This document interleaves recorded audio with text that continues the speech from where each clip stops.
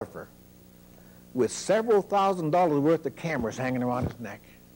Well, what happened was Wilbur Mills is frolicking with a stripper known as Fanny Fox, falling in the fountain, not like the fountains of Rome, Wilbur Mills, see?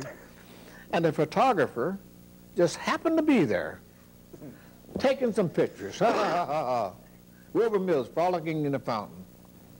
A couple of weeks later, or sometime later, Wilbur Mills is in Boston. Fanny Fox is dancing. Wilbur Mills is drunk behind the stage, and he sticks his head out looking at Fanny Fox, who's supposed to be his girlfriend, and they're taking pictures of Wilbur Mills again. So Wilbur Mills had to disappear. Wilbur Mills had lost control of that committee, and he was forced, in my opinion, by his communist bosses. This would be the people, not members of the Communist Party, but these extremely wealthy people living in New York, London, and Paris, forced Wilbur Mills out. He was of no more use to them. Now, they could have assassinated him, which is what they have done to a number of congressmen and several presidents. But I think they gave Wilbur Mills the coward's way out.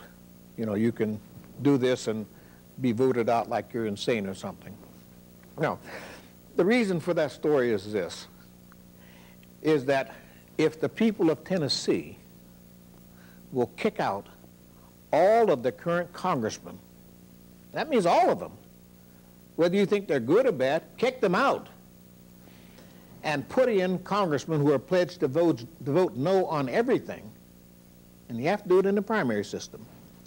What will happen is when they get to Washington, D.C., you're going to find that there are an awful lot of congressmen in Washington, D.C. who are willing to vote no, but what's lacking is the leadership. As long as a congressman has to depend on the Democrat Party, the leaders, and the leaders of the Republican Party to get his money and to be elected, as long as he has to cater to them in order to be elected, he's going to keep voting the way they want him to vote.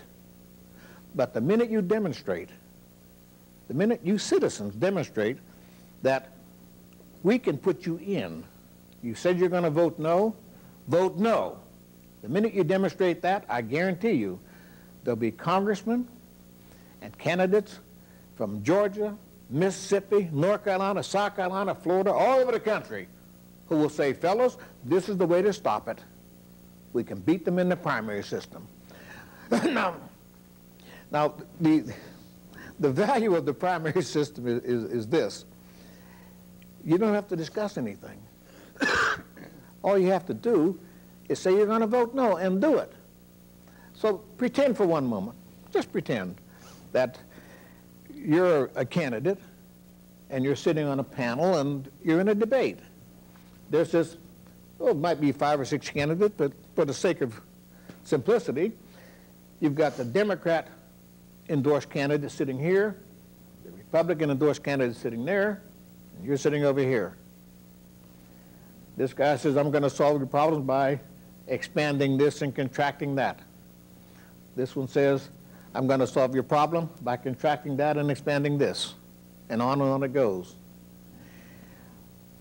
Now, there aren't enough votes in the Congress for either one of those men to carry out their programs. They know that. So you vote for my program, I'll vote for your program. It's called compromise. In the Congress, there are several men. It used to be Tip O'Neill, who's called a power broker, who could go around and put together the voting blocks. Put together the voting blocks to get these bills passed. Well, the candidate sitting over here says, I'm going to vote no. Now, they might call him a name. And they always put up programs which seem so good. The candidate, how are you going to vote on the Chattahoochee River bill? The candidate says, this candidate says, well, I'm going to vote this way, I'm going to vote that way. You know what the